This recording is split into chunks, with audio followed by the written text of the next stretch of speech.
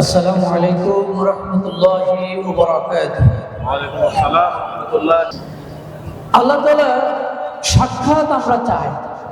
আমি যদি প্রশ্ন করি, আল্লাহর সাক্ষাৎ চাই না এমন কেউ আছে যে আল্লাহর জন্য আমরা কাজ করছি, রাত জেগে জেগে সালাত আদায় করি, দিনে রোজা পালন করি, কত না ইবাদত করি, সে মনিবকে আমরা দেখতে চাই, মনিবের সাক্ষাৎ চাই, মাওলার সাথে আমাদের সাক্ষাৎ হোক, আমরা আল্লাহকে দেখতে চাই।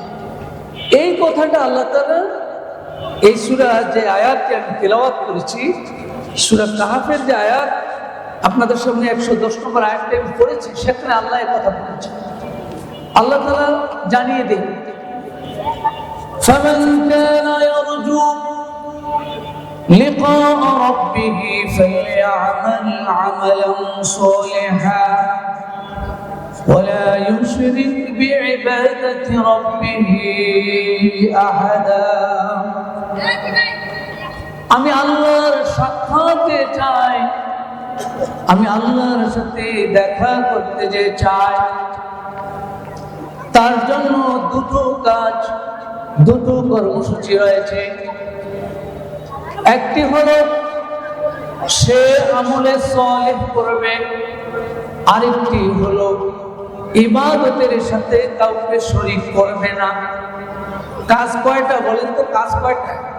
দুইটা কাজ, বেশি কাজ না। আল্লাহর সাক্ষাৎ পাওয়ার জন্য আল্লাহ বলতেছেন মাত্র দুটো কাজ। ফালিয়ামাল আমালান সালিহা, নেক কাজ করবে, আমলে সালেহ করবে।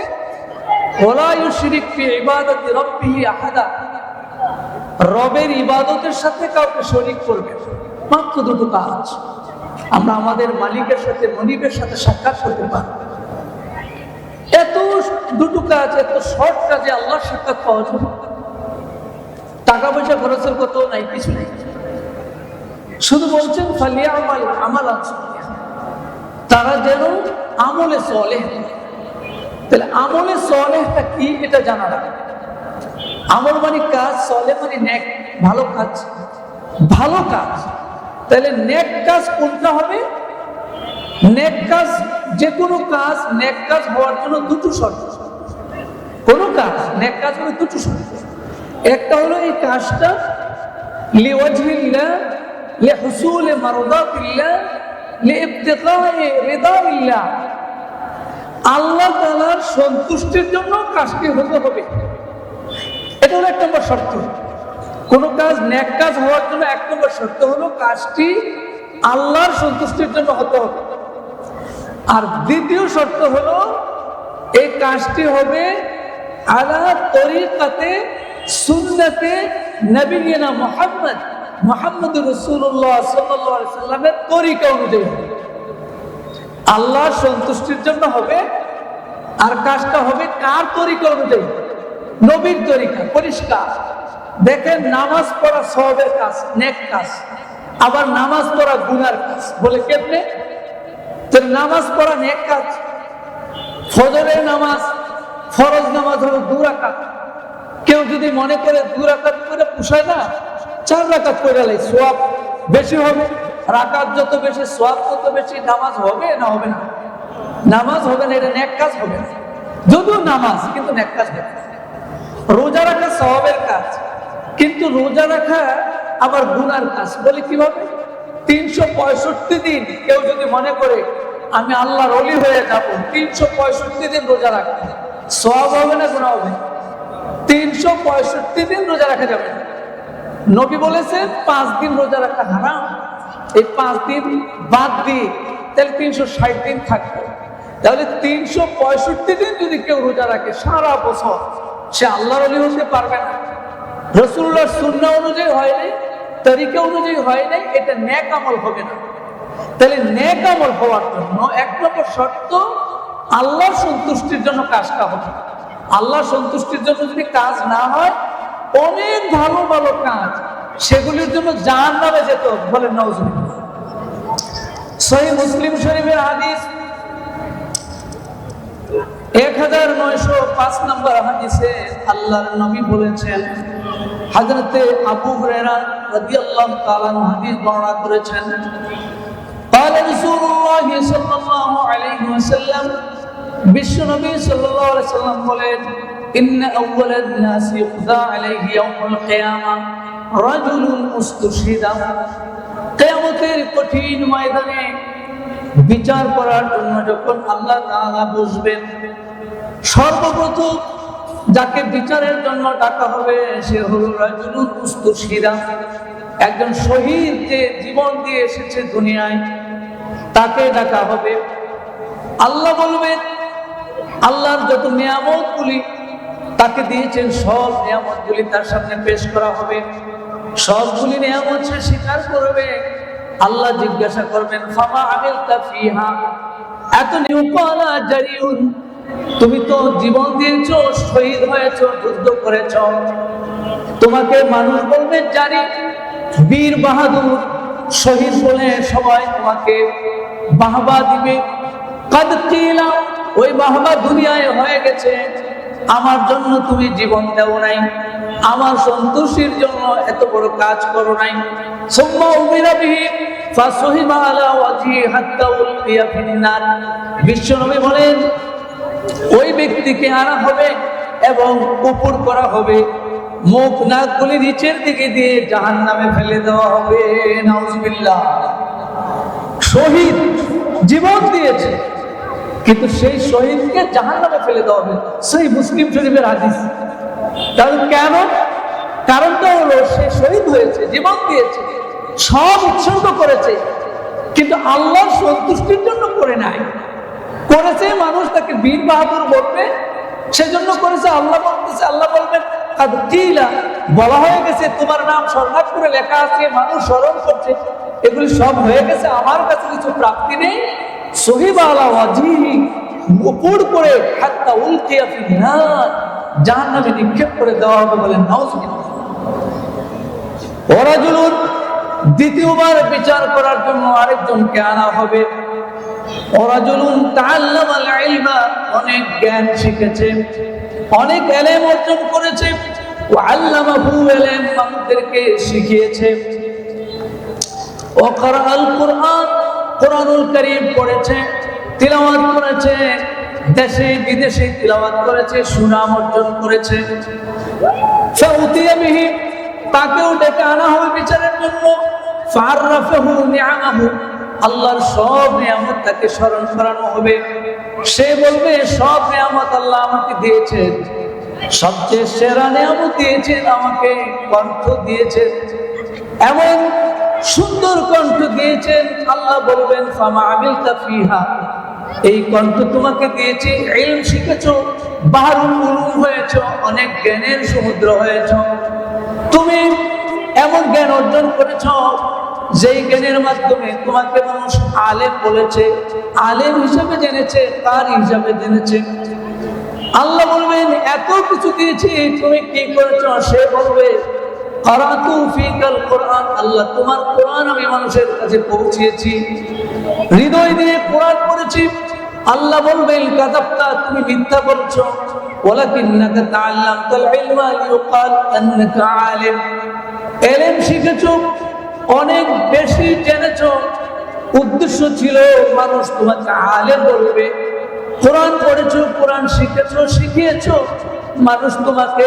কারি বলবে এটা ছিল তোমার উদ্দেশ্য তোমার মাথায় তোমার নিয়তে ছিল এটা তো হয়ে গেছে সুতরাং এখন তুমি আমার কাছে কিছু পাবে না সুম্মা উতিয়া বিহি অসহিবা আলা ওয়াজহিয়া তাউলকিয়া ফিন্নার ওই আলেমকে ওই কারিকে উপর করে জাহান্নামে ফেলে দেওয়া হবে নাউজুবিল্লাহ উদ্দেশ্য হবে আমলের উদ্দেশ্য হবে কার জন্য আল্লাহর সন্তুষ্টির জন্য যদি ভালো কাজ হয় সেটাই হবে নেক কাজ আর যদি আল্লাহ সন্তুষ্টির জন্য কাজ না হয় সেটা নেক কাজ হবে না ওই ভালো কাজ দামি কাজটা করেও জাহান্নামে যেতে হবে নাউজুবিল্লাহ আর যদি আল্লাহর জন্য কাজটা হয় ওই নেক কাজ মহা বিপদ থেকে মানুষকে উদ্ধার করে দেয় বুখারীতে একটি হাদিস আছে আল্লাহ রাসূল সাল্লাল্লাহু আলাইহি ওয়াসাল্লাম বলেছেন সেটা আমি এখন বলছি বুখারী শরীফের কিতাবুল আদাব খণ্ডে এই হাদিসটি রয়েছে বাবু এজাবাতে দোয়া ইমান বাররা বলে দেয়। ওই অধ্যায়ের মধ্যে হাদিস রয়েছে, বিশ্বনবী সাল্লাল্লাহু আলাইহি সাল্লাম একদিন সাহাবাদের সাথে 3 ব্যক্তির কথা আলোচনা করছেন। বনি ইসরাইলের 3 ব্যক্তির কথা আলোচনা করছেন। ওই 3 ব্যক্তি রওনা দিয়েছে সহিহ বুখারীর 5544 নম্বর হাদিসের নাম। 3 ব্যক্তি রওনা দিয়েছে নেক আমলের মাধ্যমে তারা কিভাবে মহা বিপদ থেকে উদ্ধার পায়। এই হাদিস বর্ণনা করতে গিয়ে আল্লাহর নবী বলেন, প্রতিমধ্যে প্রচন্ড ঝড় শুরু হয়ে গেল, বৃষ্টি আসলো। এই 3 বন্ধু গিয়ে পাহাড়ের মধ্যে একটা বড় গুহা ছিল, ওই গুহার মধ্যে আশ্রয় নিল। আশ্রয় নেওয়ার পরে পাহাড় থেকে একটি বিরাট পাথর এসে ওই গুহার মুখটা বন্ধ করে ফেললো। এবার সবাই চিন্তা করলো আমরা জীবন্ত মরে গেলাম, অর্থাৎ আমাদের আর বেঁচে থাকার সুযোগ নাই। যেই বিশাল পাহাড় পাথর এসেছে, পাথর সরানোর কোনো কায়দা নাই। তাদের মধ্যে একজন বলল, উনজুরু আমালান আমিলতুমুহা লিল্লাহি সালিহা। বন্ধুরা শুনো, বিপদ যখন এসেছে উদ্ধারের কোনো উপায় নাই, তবে আমরা একটা উসিলা ধরতে পারি, সেইটা হলো আমাদের যদি কোনো নেক আমল থেকে থাকে সেই আমলটাকে উসিলা দিয়ে হয়তোবা আল্লাহ আমাদেরকে এই বিপদ থেকে উদ্ধার করে দিতে পারে। সুবহানাল্লাহ। তাইলে উসিলা হবে কোনটা? নেক আমল। উসিলা হবে নেক আমল। তারা পরামর্শ করলো, বিপদ তো এসেই গেছে, এখন আল্লাহর কাছে একটা উসিলা দেই, কোন নেক আমল আমাদের যদি থাকে সেগুলোকে আমরা প্লেস করি, হয়তো আল্লাহ আমাদেরকে এই আমলের কারণে মুক্তি দিতে পারে। এবং তখন একজন বলল, ফাকাল আহাদুহুম, একজন বলল, আল্লাহুম্মা ইন্নাহু কানা লি ওয়ালিদানি কানা লি ওয়ালিদানি শাইখানি কাবীরান ওয়া লি সিবিয়াতুন সিগার। রব্বুল আলামিন, আমার বাবা এবং মা, বৃদ্ধ বাবা এবং মা আছে, আবার আমার ছোট্ট ছোট্ট বাচ্চারাও আছে, আমার সন্তানেরা আছে। ওই বাবা মার জন্য আমি কিছু খেদমত করি। কাঠ কেটে এনে রাতে যখন বাসায় ফিরি, ছাগলকে দহন করে দুগ্ধ নিয়ে আমি বাবা মার শিয়রে আসি। বাবা মাকে আগে আমি দুগ্ধ পান করানোর পরে আমার সন্তানদেরকে পান করাই। এটা আমার অভ্যাস, প্রতিদিনের অভ্যাস। কিন্তু একদিন দেরি হয়ে গেল, আসতে পারিনি। এসে দেখি আমার বাবা মা ঘুমিয়ে গেছে। আমি দুগ্ধ দহন করে নিয়ে বাবা মার শিয়রে দাঁড়িয়ে আসছি। রাত গভীর হয়ে গেছে, আমার সন্তানেরা কান্নাকাটি করছে খাওয়ার জন্য। আমার অভ্যাস অনুযায়ী আমি আমার বাবা মা দিয়ে শুরু করি, সেই জন্য সন্তানদেরকে আমি দেই নাই, তারা ঘুমিয়ে গেছে। সন্তানরা ঘুমিয়ে গেছে, বাবা মার শিয়রে আমি দাঁড়িয়ে আছি। উকিযাহুমা মিন নাওমিহিমা আকরাহু আন উকিযাহুমা মিন নাওমিহিমা। আমি অপছন্দ করছি, বাবা মা ঘুমিয়ে আছে, তাদের ঘুমটাও আমি ভাঙাতে পারি না, এটা আমার অপছন্দ। আবার বাবা মাকে না দিয়ে সন্তানদেরকে আগে খাওয়াবো, এটাও আমি পারি না। এই জন্য আমি দাঁড়িয়ে আছি এবং সকাল পর্যন্ত দাঁড়িয়ে আছি। ফালাম ইয়াজাল যালিকা তাআবি ওয়া দাআবাহুম হাত্তা তালাল ফাজর। সকাল হয়ে গেল, বাবা মার সামনে আমি দাঁড়িয়ে আছি রাত জেগে জেগে। রব্বুল আলামিন, এই আমলে সালেহটা যদি আপনার সন্তুষ্টির জন্য আমি করে থাকি, এই আমলটার উসিলায় আমাদের মাথার উপর থেকে পাথরটা সরাইয়া দেন, যাতে করে আমরা আকাশ দেখতে পারি। রব্বুল আলামিন এই আমলের উসিলায় ফাফরাজাল্লাহু লাহুম ফুরজাতান হাত্তা ইয়ারাউনা মিনহাস সামা। আল্লাহ তাআলা এই আমলের উসিলায় তাদের মাথার উপর থেকে পাথরটা সরাইয়া দিলেন এবং তারা সেই আকাশ দেখতে পেল। সুবহানাল্লাহ। নেক আমলের মাধ্যমে আল্লাহ তাআলা মহা বিপদ থেকে মানুষকে উদ্ধার করে দেন। এটা হলো যদি কাজটা হয় আল্লাহর জন্য, আল্লাহর সন্তুষ্টির জন্য। ওই ব্যক্তি আল্লাহর সন্তুষ্টির জন্য বাবা মাকে না খাওয়াইয়া সন্তানদেরকে খাওয়ায় নাই, সেজন্য আল্লাহ এত বেশি খুশি হয়েছে, পাথর মহা বিপদ ছড়াই দিয়া তাদেরকে আকাশ দেখার সুযোগ করে দিয়েছেন। বলেন সুবহানাল্লাহ। আমাদের বাবা মাকে আছে না নাই?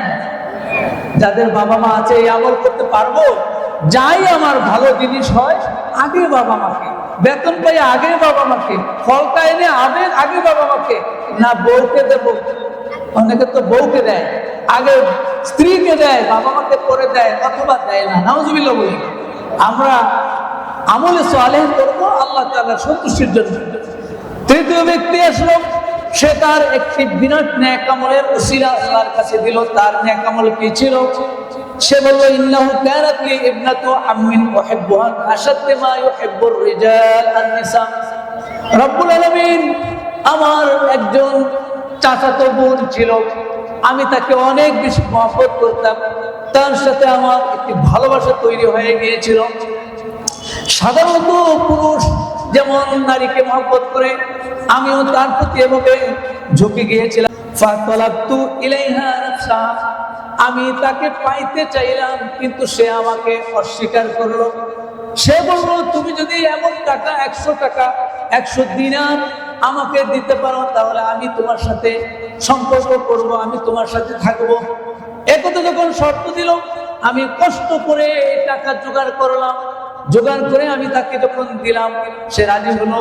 একান্তে দুইজন যখন একত্রিত হলাম, সেই মুহূর্তে ওই আমার চাচাতো বোন বলল, ইত্তাকিল্লাহ, হে তুমি আমার ভাই, তুমি আল্লাহকে ভয় করো, আমার সতীত্ব নষ্ট করো না।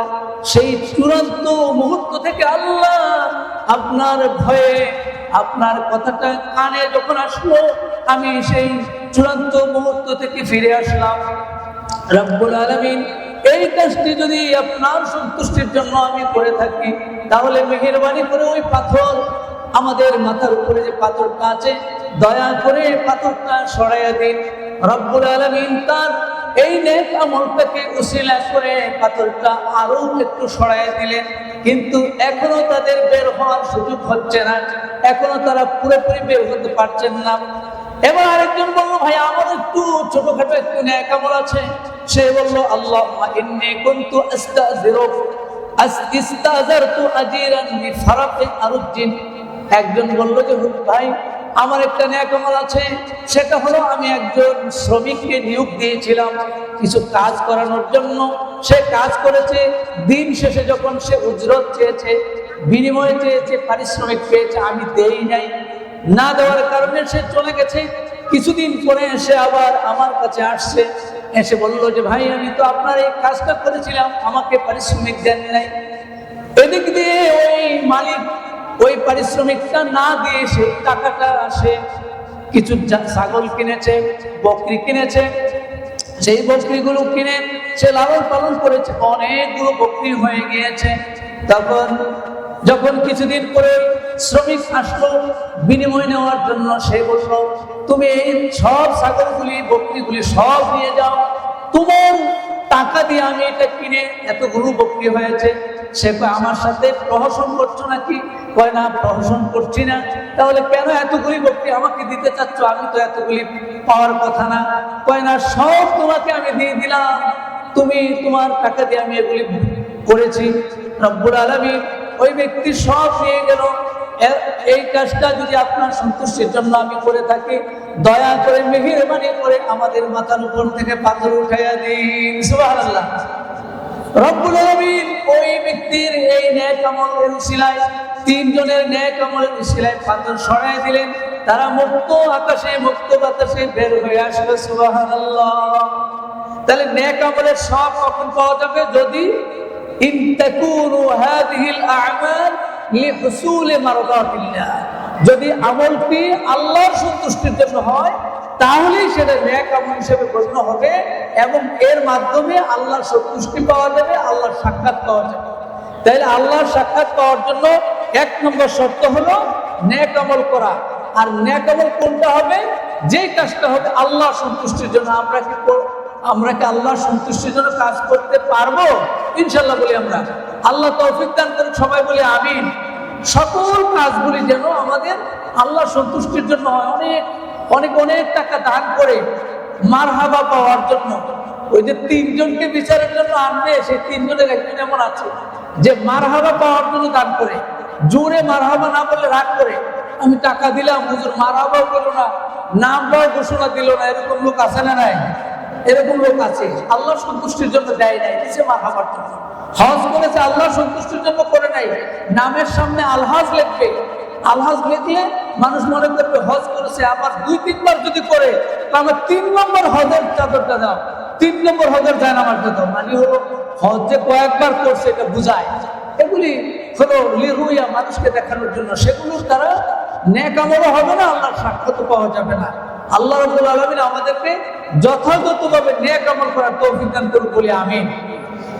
ফামান কানা ইয়ারজু লিকাআ রাব্বিহি ফালইআমাল আমালান সালিহান ওয়া লা ইউশরিক বিইবাদাতি রাব্বিহি আহাদা।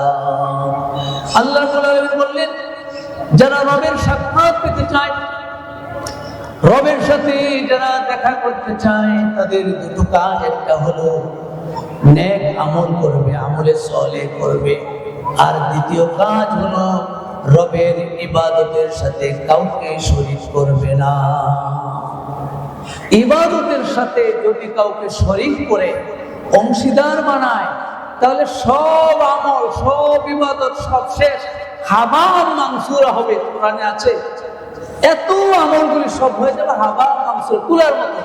একটু আল্লাহর কাছে মূল্য নেই। যদি হয় আমলের সাথে ইবাদতের সাথে যদি শিরক মিলে যায়, সব আমল বাদ। সব গুনাহ আল্লাহ মাফ করেন, কিন্তু শিরকের গুনাহ মাফ করেন না। সূরা নিসা 2 জায়গায় আল্লাহ বলেছেন, ইন্নাল্লাহা লা ইয়াগফিরু আন ইউশরাকা বিহি ওয়া ইয়াগফিরু মা দুনা যালিকা লিমান ইয়াশা।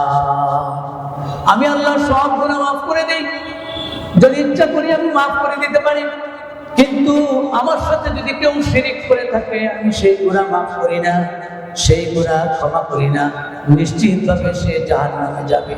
যত আমলই সে করুক, যত ইবাদতই করুক, তাহাজ্জুদের নামাজ পড়ুক, দান সাদাকা করুক, সব ইবাদত ঠিক আছে, কিন্তু যদি এই ইবাদতটার সাথে একটু শিরক মিলে যায়, সেই ইবাদতটা বাদ হয়ে যাবে, বরবাদ হয়ে যাবে। একটা আমলও গ্রহণযোগ্য হবে না। এত মারাত্মক অপরাধ হলো শিরক। এখন মুমিন, মুসলমান, ঈমানওয়ালা মানুষ, তারা কি শিরক করতে পারে? কিন্তু কোরআনে আছে, সূরা ইউসুফের 106 নম্বর আয়াতে, সূরা ইউসুফ 106 নম্বর আয়াতে একটা ভয়ের আয়াত। এই আয়াতটাকে আমি ভয়ের আয়াত বলি। এজন্য ভয়ের আয়াত বলি যে মুমিন আবার মুশরিক হয় কিভাবে। সূরা ইউসুফের 106 নম্বর আয়াতে আল্লাহ বলেন, ওমা ইউমিনু আকসারুহুম বিল্লাহি ইল্লা ওয়া হুম মুশরিকুন। ওমা ইউমিনু আকসারুহুম বিল্লাহি ইল্লা ওয়া হুম মুশরিকুন। এমন অনেক মুমিন আছে, এমন অধিক মুমিন আছে, তারা হলো মুশরিক। আয়াতের অর্থ ব্যাখ্যা, এমন অধিক পরিমাণ মুমিন আছে, আল্লাহর প্রতি তারা ঈমান আনে, অহু মুশরিক, অথচ তারা মুশরিক। তাহলে ঈমানওয়ালা মানুষ, মুসলমান, সেও মুশরিক হতে পারে আমলের কারণে, আকীদার কারণে। সেই ক্ষেত্রে আমি কিছু কথা বলব যে একজন মুমিন সে আবার কিভাবে মুশরিক হয়ে যায়। আল্লাহ যে বললেন এই কথাটা, এটা তো দুনিয়ার অন্য কারো কথা না, আল্লাহর কথা। তাহলে একজন মুমিন কিভাবে মুশরিক হয়? মৌলিকভাবে অনেকগুলো কারণ আছে। 6টি কারণ আমরা উল্লেখ করতে পারি, যে মৌলিক এই 6টি কারণে একজন মুমিন কিন্তু মুশরিক হয়ে যায়। 1 নম্বর, আসসিজদা লিগাইরিল্লাহ। আল্লাহকে ছাড়া, আল্লাহকে বাদ দিয়ে অন্য কাউকে যদি সে সেজদা করে, সেজদার মালিককে, এই কপাল একমাত্র আল্লাহর জন্য উৎসর্গিত। এই কপাল যদি অন্য কারো পায়ে, অন্য কোন জায়গায় সেজদা দেয়, এটা আর আল্লাহ মাফ করেন না, এটা শিরক হয়ে যায়। তাহলে ঈমানওয়ালা মানুষ, মুসলমান, দাড়ি টুকুওয়ালারাও সেজদা অন্যকে করে আসে না? নাই বাংলাদেশে নাই। অন্যের কাছে গিয়ে অন্যের পায়ে পড়ে থাকে, লাভ দিয়ে গিয়ে সেজদা করে। অথচ আল্লাহ কি বলেছেন? আল্লাহ বলেন সূরা হামিমাস সাজদা 37 নম্বর আয়াত, আল্লাহ বলেন, লা তাসজুদু লিশ-শামসি ওয়ালা লিল-কমারি ওয়াসজুদু লিল্লাহিল্লাযী খালাকাহুন্না ইন কুনতুম ইয়্যাহু তা'বুদুন। আল্লাহ বলেন লা তাসজুদু লিশ-শামসি ওয়ালা লিল-কামার, তোমরা সিজদা করো না সূর্যের সিজদা করো না, চাঁদের সিজদা করো না। ওয়াসজুদু লিল্লাহ, সিজদা করো একমাত্র আল্লাহর, আল্লাযী খালাকাহুন্না, যে আল্লাহ সূর্য সৃষ্টি করেছেন, চাঁদ সৃষ্টি করেছেন, পৃথিবীর সব সৃষ্টি করেছেন। যাকে তুমি সিজদা করছো সেই মানুষ, তাকেও তো আল্লাহই সৃষ্টি করেছেন। যে রব সব কিছু সৃষ্টি করেছেন, তাকে বাদ দিয়ে অন্য কাউকে সিজদা করো না। যদি এই সিজদা অন্য কাউকে করো তাহলে তুমি মুশরিক হয়ে যাবে। দাড়ি টুপি তোমার যত বড়ই থাকো, আমি আল্লাহর কাছে মুশরিক হয়ে যাবে। বলেন নাউজুবিল্লাহ। আহকামুল কোরআন গ্রন্থে রয়েছে প্রথম খণ্ড 37 নম্বর পৃষ্ঠায় হাদিসটি উল্লেখ আছে।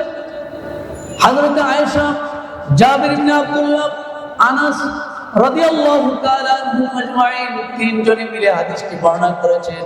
আন্নান নবী সাল্লাল্লাহু আলাইহি সাল্লাম قال, বিশ্বনবী বলেছেন, মা ইয়ানবাগি লি বাশারিন আইয়াসজুদা লি বাশার, কোন মানুষকে সিজদা করতে পারে না, কোন মানুষকে মানুষ সিজদা করা জায়েজ নাই।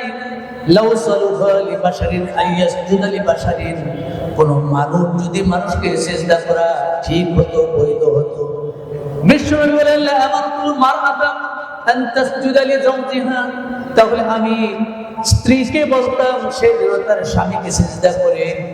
মানুষ যেহেতু মানুষকে সিজদা করা জায়েজ নাই, সুতরাং কোন মানুষ যেন কাউকে সিজদা না করে। যখনই সে অন্য কাউকে সিজদা করে তাহলে সে মুশরিক হয়ে যাবে।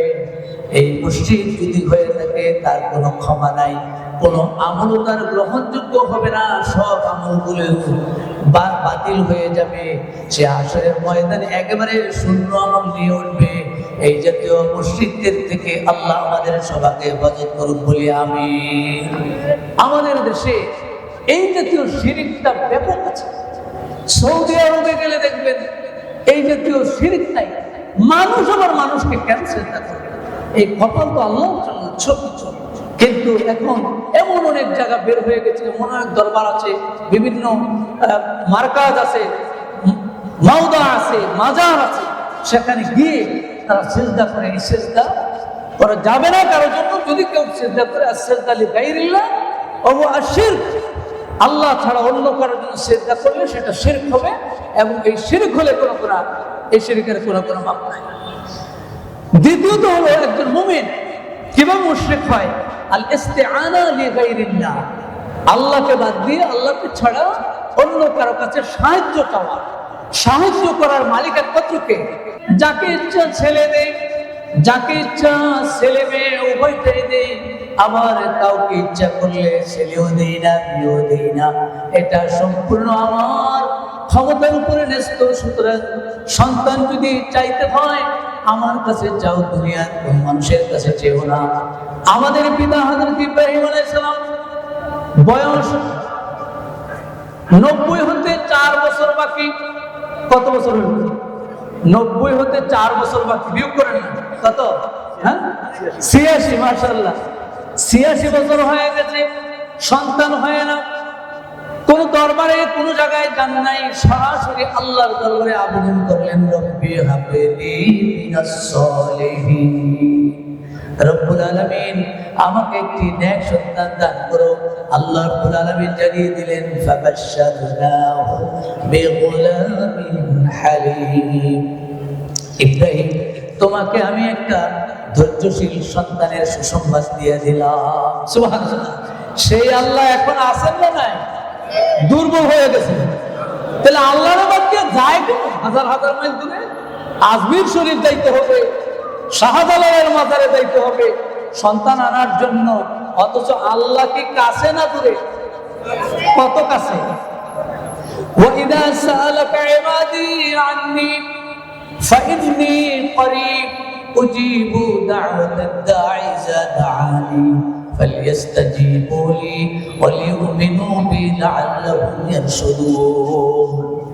আল্লাহ বলেন, হে মুহাম্মদ, আরবের মুশরিকরা যদি এসে আপনাকে জিজ্ঞাসা করে আমি রব কোথায় আছি তারা যদি জানতে চায়, আপনি জানাই দিন ফাইন্নী করিব, আমি তাদের অতি কাছে আছি, যখনই তারা ডাকবে আমি তাদের এটাকে সাড়া দেই। সুবহানাল্লাহ। বান্দা যখনই আল্লাহকে ডাকে আল্লাহ তার ডাকে সাড়া দেন। ওয়া নাহনু আকরাবু ইলাইহি মিন হাবলিল ওয়ারিদ, আল্লাহ বলেছেন তোমার ঘাড়ের যে শাহরগ আছে, এই মোটা রগটা আছে, রগটা যত কাছে তার চেয়েও আমি আল্লাহ কাছে। সুবহানাল্লাহ। সেই আল্লাহকে ডাক না দিয়ে কাছে আল্লাহ, আল্লাহ ডাকতে বারবার বলতেছেন, আল্লাহর কাছে চাইতে বলতেছেন, সব আবেদন আল্লাহর কাছে না বলে গিয়ে মৃত মানুষ কবরে শুয়ে আছে তার কাছে গিয়ে সন্তান চায়। নাউজুবিল্লাহ। কবরের মানুষটা আমার সন্তান দিতে পারবে? বিশ্ব নবীকে আল্লাহ বলেছেন ওয়ামা আনতা বিমুসমিইন মান ফিল কুবুর, হে নবী কবরে যে শুয়ে আছে, কোরআনুল কারীম আল্লাহ বলেছেন কবরে যে শুয়ে আছে তাকে আপনি শোনাতে পারবেন না। ইন্নাকা লা তুসমিউল মাউতা, আরেকটা আয়াতে আল্লাহ বলেছেন হে নবী আপনি তাকে কবরে যে মৃত হয়ে আছে তাকে শোনাতে পারবেন না। তাহলে কবরের ব্যক্তির কাছে আমি কিভাবে চাইবো, যেখানে আল্লাহ নবীকে বলেছে তাকে আপনি শোনাতে পারবেন না, কবরে সে চলে গেছে। সুতরাং আমি চাইবো আল্লাহর কাছে চাইবো যে আল্লাহ আল হাইয়্যু আল কাইয়্যুম, চিরঞ্জীব চিরস্থায়ী। বান্দা যদি আল্লাহর কাছে চায় আল্লাহ তাআলা সেই দান করার জন্য কাছে প্রস্তুত হয়ে আছেন। আল্লাহু আল্লাহু কি যে মধুর নাম, বলেন আল্লাহু আল্লাহু কি যে মধুর নাম। আল্লাহর নামটা বড় মধুর না? আল্লাহকে বান্দা যখন ডাকে আল্লাহ খুব খুশি হয়ে যায়। তুমি আমার কাছে চাও, কেন তুমি এত দূর যাও? আমি তো তোমার খুব কাছে, তুমি যদি আমার কাছে চাও আমি তোমাকে দেওয়ার জন্য প্রস্তুত হয়ে আছি। সুতরাং বান্দা সবসময় আল ইস্তিআনা যত চাওয়ার আছে, হাদিসে আছে তোমার জুতার ফিতাটাও যদি চাও, লবণটাও যদি চাও, আমি আল্লাহর কাছে চাও। বলেন সুবহানাল্লাহ। তাহলে বান্দা আল্লাহর কাছে চাইবে, অন্য কারণ চাইবে না। যদি সে হয়তো বলে দরবারে মাজারে গিয়ে চায়, সন্তান চায়, চাকরি চায়, তাহলে এটা শিরক, এটা শিরক হয়ে গেল। দেওয়ার মালিক আল্লাহ, আল্লাহর সাথে আরেকজনকে শেয়ার মিলার মনে করা, শেয়ার সাব্যস্ত করা শিরক, জাহান্নামে যেতে হবে। নাউজুবিল্লাহ। তৃতীয়ত শিরক করা, মুমিন আবার শিরক করে কিভাবে, যেগুলি আমাদের মধ্যে আছে, যেগুলি আমাদের মধ্যে চালু আছে, এটাই আমি বলছি। আরেকটা হলো আলিমুল গায়বে, গায়েবের খবর, অদৃশ্যের খবর একমাত্র জানেন কে? অদৃশ্যের খবর একমাত্র কে জানেন? যা আজ অদৃশ্য হয়ে গেছে সেটাকে আমরা দুনিয়ার কেউ জানে না, কেউ জানে না। পরিষ্কার করে আল্লাহ তাআলা তার নবীকে লক্ষ্য করে বলে, সূরা আরাফ 188 নম্বর আয়াতে আল্লাহ তাআলা তার নবীকে লক্ষ্য করে বলছেন কুল লা আমলিকু লিনাফসি নাফআন ওয়ালা দাররা ইল্লা মা শাআআল্লাহ। হে নবী আপনি দুনিয়ার মানুষকে জানিয়ে দেন লা আমলিকু লিনাফসি নাফআন ওয়ালা দাররা, আমি আমার নিজের জন্য কোনো ভালো কিংবা মন্দ কোনোটা নিয়ে ক্ষমতা রাখি না, ইল্লা মা শাআআল্লাহ, আল্লাহ তাআলা যা চান তা ছাড়া। অর্থাৎ আমি নিজের ব্যাপারে কোনো ক্ষমতা রাখি না। কোরআনে আল্লাহ এটা বলে দিয়েছেন লাউ কুনতু আ'লামু গায়বান ইসতাকসারতু মিনাল খায়রি ওয়া মা মাসসানিয়া সু, আমি নবী যদি গায়েব জানতাম তাহলে আমি বেশি বেশি করে ভালোগুলি করতাম, কোনো অনিষ্টতা আমাকে ধরতো না, কোনো বিপদ আমার আসতো না। সুতরাং গায়েব একমাত্র কে জানেন বলেন? কে জানেন?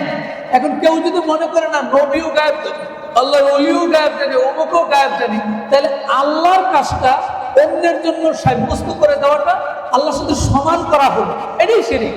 অর্থাৎ আল্লাহও গায়েব জানেন, অমুকও গায়েব জানেন, তাইলে কি হয়ে গেল? সমান সমান। এটা শিরক মানে কি? সমান সমান, সিমিলার, শেয়ার। যে হ্যাঁ গায়েব জানাটা শুধু আল্লাহ না, আরো মানুষও জানে, আরো ওলিরাও জানে, নবীরাও জানে। যেখানে নবীকে আল্লাহ তাআলা এই কথা বলছেন, নবী আপনি বলেন আমি গায়েব জানি না, আমি গায়েব জানি না, গায়েব জানে আল্লাহ। এটা পরিষ্কার কোরআনের আয়াত থাকার পরে আর কোনো ব্যাখ্যা লাগে না।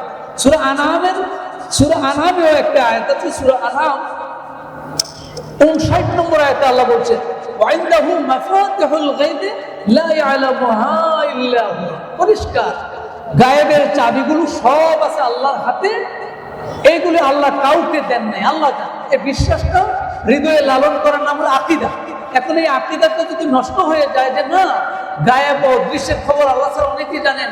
অনেকে দৌড়ে যায়, অনেক গণকের কাছে যায়, যারা গিরা দেখে, হাতের গিরা দেখে, এরকম এদেশে আছে না কিনা নাই, গিরা দেখে দেখে বলে আপনার তো 3টা বিপদ ছিল, 2টা গেছে, আরো একটা আছে, তাহলে আপনি কিছু টাকা পয়সা দেন, তাহলে আমি ওইটার একটা লাইন কাট করতে পারবো। সেই গিরা দেখে মানুষের ভবিষ্যৎ বলে নাউজুবিল্লাহ বলে। রাসূলের কাছে 10 জনের একটা টিম আসলো হুজুরের কাছে বায়াত নেওয়ার জন্য। বায়াত নিতে আসছে, আল্লাহ রাসূল সাল্লাল্লাহু আলাইহি ওয়াসাল্লাম 9 জনের বায়াত গ্রহণ করলেন। 9 জনকে বায়াত দিলেন, একজনকে বায়াত দেননি। সাহাবায়ে কেরাম জিজ্ঞাসা করলেন যে হুজুর সবারে বায়াত দিলেন, এই একজনকে বায়াত দিচ্ছেন না কেন? রাসূলুল্লাহ বলে ইন্না আলাইহি তামিমা, তার শরীরে তাবিজ আছে, সেই জন্য আমি তাকে বায়াত দিতে পারি না। ফাদখালা ইয়াদাহু ফাকাতাহা ফাবায়াহু, এরপর এটা বলাতে সে তাবিজটা খুলে ফেলে দিয়েছে এবং রাসূল তখন তাকে বায়াত গ্রহণ করেছে। এবং বিশ্বনবী ঘোষণা দিয়েছেন মান আল্লাকা তামিমাতান ফাকাদ আশরাকা, যে ব্যক্তি এরকম তাবিজ জুড়াইলো, তাবিজের উপরে ভরসা করলো, তাবিজে তারা রক্ষা করবে, এইটা যখন জুড়াই নিল ফাকাদ আশরাকা, সে যেন শিরিক করলো। তার মানে হলো তাবিজের উপরে তার ভরসা হয়ে গেছে, আল্লাহর উপর ভরসাটা নাই। এটা তাবিজের ক্ষেত্রে সরাসরি। ওষুধ আবার ভিন্ন জিনিস। ওষুধ তো আমরা নেই, রোগ সারার জন্য ওষুধ নেই, ওষুধে আমার আরোগ্য দিব না আল্লাহ দিব? বিশ্বাস কোনটা? ওইদা মারেত্তু ফাহুয়া ইয়াশফিন। ইব্রাহিম আলাইহিস সালাম বলছিলেন, কোরআন শরীফে আছে যে আল্লাহ আমি যখন অসুস্থ হই আপনি তো আমাকে সেবা করবেন, ওষুধে আমাকে সেবা করবে তা না। বিশ্বাস আমার সাথে ঠিক আছে, ওষুধে সেবা করবেন আর সেবা করবেন আল্লাহ। ওষুধটাকে আমরা উসিলা নিলাম, মাধ্যম নিলাম। কিন্তু তাবিজের ক্ষেত্রে রাসূলুল্লাহ ডাইরেক্ট বলেছেন এটা, যে তাবিজ যে ঝুলে রাখলো সে শিরক করলো। এটাও আমাদের সমাজে কিন্তু আছে। 5 নম্বর আরেকটি শিরক আমাদের সমাজে আছে, সেটা হলো সকল ক্ষমতার উৎস জনগণ। কথাটা আছে না নাই? এই সমাজে নাই নাকি? সকল ক্ষমতার উৎস জনগণ না আল্লাহ? সকল ক্ষমতার উৎস হলো, যদি কেউ বলে সকল ক্ষমতার উৎস জনগণ, সে ফাকাদা শারাকা, শিরক হলো। কেন শিরক হলো? কোরআন শরীফের সূরা বাকারা 165 নম্বর আয়াতে আল্লাহ বলেছেন আন্নাল কুওয়াতা লিল্লাহি জামিআ। জেনে রাখো দুনিয়ার মানুষ, সকল ক্ষমতা, কওয়া মানে ক্ষমতা, সকল ক্ষমতা আমি আল্লাহ। আমি যাকে চাই তাকে ক্ষমতা দেই, আমি যাকে চাই তাতে ক্ষমতা ছিনিয়ে নেই। বলিল্লাহুম্মা মালিকাল মুলক তুতিল মুলকা মান তাশা ওয়া তানজিউল মুলকা মিম্মান তাশা ওয়া তুইজ্জু মান তাশা ওয়া তুযিল্লু মান তাশা বিয়াদিকাল খায়র ইন্নাকা আলা কুল্লি শাইইন কাদির। রাজারে করেছো দিনের ভিখারি, ভিখারির রাজ্যে পিত। যারে খুশি করো গৌরব দান, যারে খুশি তুমি করো হতমান। নিখিলের যত মঙ্গল শুভ তব হাতে সঞ্চিত। রাতেরে করেছো আলোয় দিন, দিবসে করো আধারে বিলীন। মৃতরে করো জীবিত, হে তুমি জীবিতরে করো মৃত। সর্বশক্তি গরিমা তোমার প্রভু নিশ্চিত। সুবহানাল্লাহ বলেন। রাজাকে ক্ষমতা থেকে নামান কে? আবার ক্ষমতায় বসান কে? কত মানুষ কল্পনাও করে নাই, কোন সময় ক্ষমতার মসনদে বসবে, কল্পনাও করে নাই, এখন ক্ষমতায় বসে আছে না? কি ভাই, বাংলাদেশের আপনারা না, বাংলাদেশের লোক না আপনারা সবাই? তাহলে এই যে ক্ষমতায় চলে আসলো, কেউ জানে নাই, যারা হয়েছে এরাও স্বপ্নেও ভাবে নাই যে হঠাৎ করে দেশের মন্ত্রণালয়ের মন্ত্রী হয়ে যাবে, এই হবে, উপদেষ্টা হবে। হয়ে গেছে। এগুলি কাজ আল্লাহ। কার কাজ? আবার যারা ছিল তারা নামাইয়া না সরাইয়া দিয়েছে, এটাও কার কাজ? তানজিউ মানে হলো টেনে নামান, আর তুতি হলে দেন। এই কাজটা আল্লাহ। এখন কেউ যদি বলে না জনগণই সকল ক্ষমতার উৎস, জনগণই সব, এটা শিরক। এই কাজটা শিরক। কারণ আল কুওয়া লিল্লাহি জামিআ, সকল ক্ষমতাটা হলো আল্লাহ, ক্ষমতাটা অন্য কারণ। হ্যাঁ, মানুষ ভোট দিবে, ভোট দিয়ে আরেকজনকে পাশ করাবে, ভোট দিবে, ভোট দিলে সে পাশ করবে, কিন্তু ওই যে চেয়ারে বসানোর দায়িত্বটা কার? সম্পূর্ণ আল্লাহর। এই কাজটা, এই আকীদায় বিশ্বাসে যাদের ত্রুটি হবে সেই শিরক করে ফেলবে, শিরকে লিপ্ত হয়ে যাবে। আর যদি শিরক করে তার কবিরা গুনাহ হবে এবং এই শিরকের মাধ্যমে তার সমস্ত আমলগুলি বাতিল হয়ে যাবে, বাদ হয়ে যাবে। সম্মানিত হাজিরিন, এই শিরকের মস্ত বড় এই অপরাধ, এই গুনাহ থেকে আমরা যদি বেঁচে থাকতে পারি আর আমলগুলি যদি আমাদের নেক হয়ে যায়, যদি সবগুলি আমল আল্লাহ সন্তুষ্টির জন্য হয়, তাহলে আমরা আল্লাহ তাআলার সাক্ষাৎ পাবো। যে মালিকের সাক্ষাতের জন্য আমরা অপেক্ষায় আছি, সে আল্লাহকে আমরা দেখতে চাই। আল্লাহকে দেখতে হলে তো যেতে হবে জান্নাতে। কোথায় যেতে হবে? জান্নাতে। উলাইকা ইউজাউনাল গুরফাতা বিমা সাবারু ওয়া ইউলাকাউনা ফীহা তাহিয়াতান ওয়া সালামা। কোরআনুল কারীমে আল্লাহ তাআলা বলেছেন, তোমরা যদি জান্নাতে যাও, তোমাদের জন্য বিশেষ একটি কক্ষ আমি তৈরি করে রেখেছি, স্পেশাল কক্ষ। গুরফা মানে কক্ষ। ওই গুরফা, ওই কক্ষে তারাই যাবে যারা বিমা সবারু, যারা জীবনের দুনিয়াতে চলার ক্ষেত্রে প্রচুর পরিমাণে ধৈর্য ধারণ করেছে, আল্লাহকে, আল্লাহর ইবাদত, আমার ইবাদত করার জন্য প্রচুর ধৈর্য ধারণ করেছে, নেক আমল করেছে। এভাবে যদি জীবনকে গড়তে পারে, তাদের জন্য আল্লাহ রাব্বুল আলামিন স্পেশাল কামরার ব্যবস্থা করেছেন জান্নাতে। বলেন সুবহানাল্লাহ। তাহলে আমরা সবাই জান্নাতে যেতে চাই না? চাই না? কারা কারা চাই একটু হাত দেখাই। আল্লাহ তাআলা কবুল করে, সবাই বলি আমিন। আল্লাহর সাক্ষাৎ আমরা পেতে চাই। তাহলে আল্লাহর সাক্ষাৎ এবং জান্নাত পেতে হলে মাত্র দুটো কাজ। একটা কাজ হলো নেক আমল করা, নেক আমল করা, আমলে সলেহ করা। আমলে সলেহ করলেই আল্লাহ তাআলা জান্নাত দিবেন। ইন্নাল্লাযীনা ক্বালু রাব্বুনাল্লাহু সুম্মা ইসতাকামু তাতানাজ্জালু আলাইহিমুল মালাঈকাতু আল্লা তাখাফু ওয়া লা তাহজানু ওয়া আবশিরু বিল জান্নাতি আল্লাতী কুনতুম তুআদুন। ইন্নাল্লাযীনা আমানু وعملوا الصالحات كانت لهم جنات الفردوس نزلا। আল্লাহ বলেছেন, যারা যারা ঈমান আনলো এবং আমলে সালেহ করলো, তাদের জন্য জান্নাতুল ফিরদাউসে নুজুল থাকবে, স্পেশাল আপ্যায়ন থাকবে। আল্লাহর জান্নাতে তাদের জন্য স্পেশাল আপ্যায়ন থাকবে। আর যে ব্যক্তি আল্লাহর জান্নাতে যেতে পারবে, সেই আল্লাহকে, আল্লাহর সাক্ষাৎ পাবে, আল্লাহর সাথে আল্লাহর সাক্ষাৎ হবে জান্নাতে যাওয়ার মাধ্যমে। দুনিয়ায় কি আল্লাহকে দেখা সম্ভব? এই দুনিয়া আল্লাহকে দেখা সম্ভব হবে? হযরত মুসা আলাইহিস সালাম আল্লাহকে দেখতে চাইছেন না? দেখতে পারছেন? মুসা আলাইহিস সালাম আল্লাহকে বলে, আল্লাহ আপনাকে আমি একটু দেখতে চাই। আল্লাহ বলে, লান তারানি, আমাকে দেখতে পাবে না, কখনো দেখতে পাবে না। একবারে নাফি থেকে বলান দিয়ে বলেছে, কখনো দেখতে পাবে না। কিন্তু মুসা আলাইহিস সালামের আবেগ যে আল্লাহকে দেখতে, আল্লাহর সাথে একটু দেখা করে। আল্লাহ বলেন কখনো পারবে না। তাহলে বোঝা গেল দুনিয়ায় আল্লাহকে দেখা সম্ভব না। তাহলে দেখতে হবে কোথায় গিয়ে? জান্নাতে গিয়ে দেখা যাবে। এখনো অনেকে আবার বলে স্বপ্নেও নাকি আল্লাহকে দেখি। এরকম গ্রুপ, এরকম কিছু লোকেরও মাঝে মাঝে আমদানি হয়ে যায়, বিভিন্ন জায়গায় স্বপ্নে আল্লাহকে দেখে। নাউজুবিল্লাহ বলে। আল্লাহকে দেখা যাবে না। আল্লাহকে দেখতে হলে আমাদের জান্নাতে যেতে হবে। সুতরাং আসুন আমরা সিদ্ধান্ত নেই, আল্লাহকে আমরা পেতে চাই, আল্লাহর কাজ করতে চাই। আল্লাহ যে কাজে সন্তুষ্ট হয় সেই কাজ, সকল কাজগুলো, সব কাজগুলো আমরা আল্লাহর সন্তুষ্টির জন্য করব। আমাদের কোনো কাজ যেন মানুষকে দেখানোর জন্য, বাহবা পাওয়ার জন্য না হয়। আর কোনো কাজের মধ্যে যেন কোনোভাবে শিরক যুক্ত হয়ে না যায়। যদি শিরক যুক্ত হয়, লা ইয়াহবাতান্না আমালু। রাসূলুল্লাহ সাল্লাল্লাহু আলাইহি ওয়াসাল্লামকে আল্লাহ তাআলা সতর্ক করছেন। রাসূল তো কোনো সময় শিরক করেন না। নাউজুবিল্লাহ বলেন। রাসূলকে কোনো সময় শিরক করেছেন, কিন্তু আল্লাহ বলছেন যে হে নবী, আপলাইন আশরাকতা, যদি আপনি শিরক করেন, রাসূল তো বলছেন যদি আপনি শিরক করেন, লা ইয়াহবাতান্না আমালু, তাহলে আপনার সব আমল বাতিল হয়ে যাবে। নাউজুবিল্লাহ, সব আমল বাতিল হয়ে যাবে।